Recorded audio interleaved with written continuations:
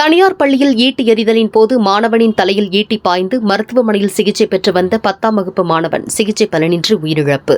கடலூர் மாவட்டம் வடலூர் பார்வதிபுரத்தைச் சேர்ந்த கூலி தொழிலாளியான திருமுருகன் சிவகாமி தம்பதியின் மகனான கிஷோர் வடலூரில் உள்ள எஸ்டி சியோன் மெட்ரிக் மேல்நிலைப் பள்ளியில் 10ஆம் வகுப்பு பயின்று வந்தார். கிஷோர் சிலம்பாட்டத்தில் உலக நோபல் ரெக்கார்ட் சாதனையை நிகழ்த்தியிருக்கிறார். இந்நிலையில் 24ஆம் தேதி தனியார் பள்ளியில் மாணவர்கள் ஈட்டி எறிதலுக்கான பயிற்சியை மேற்கொண்டிருந்த போது சிலம்பத்திற்கான பயிற்சி மேற்கொண்டிருந்த கிஷோர் என்ற மாணவனின் தலையில் குத்தி படுகாயமடைந்தார். இதையடுத்து பள்ளி மாணவன் வடலூரில் உள்ள தனியார் மருத்துவமனையில் சிகிச்சைக்காக அனுமதிக்கப்பட்டு சிகிச்சை அளித்தும் பலனளிக்காததால் புதுவை மகாத்மா காந்தி மருத்துவக் கல்லூரியில் சிகிச்சை அளிக்கப்பட்டது. பின்னர் மேல் சிகிச்சைக்காக சென்னை தனியார் மருத்துவமனையில் அனுமதித்தனர். அங்கும் மருத்துவர்கள் பள்ளி சிறுவனை காப்பாற்ற இயலாது மூளைச்சாவு அடைந்துவிட்டதாக தெரிவித்தனர். இதனையடுத்து நேற்றைய முன்தினம் முண்டியம்பாக்கம் அரசு மருத்துவமனையில் சிறுவனை சிகிச்சைக்காக அனுமதித்தனர்.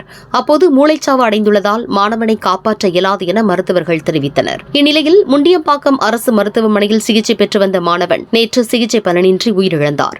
சிறுவனின் உடல் உறுப்புகளை தானம் செய்ய அவரது பெற்றோர்கள் திருமுருகன் சிவகாமி சம்மதம் தெரிவித்த போது சிறுவனின் இதயம் பலவீனமாக உள்ளதால் உடல் உறுப்பு தானம் பெறுவதில் சிரமம் உள்ளதாக பெற்றோர்களிடத்தில் தெரிவித்துள்ளனர். இதனிடையே சிறுவன் உயிரிழந்ததால் மாணவனின் கண் தானத்தை மட்டும் ஏற்றுக்கொண்டனர். சிறுவனை இழந்த குழந்தையின் தந்தையான திருமுருகன் தனது மகனுக்கு ஏற்பட்ட இந்த நிலை மற்ற மாணவர்களுக்கும் ஏற்படக்கூடாது என்றும் போதிய மைதான வசதி இல்லாமல் பயிற்சி மேற்கொண்டதால் பள்ளி நிர்வாகத்தினர் மீது நடவடிக்கை எடுக்க வேண்டும் என பெற்றோர்கள் வலியுறுத்தியுள்ளனர்.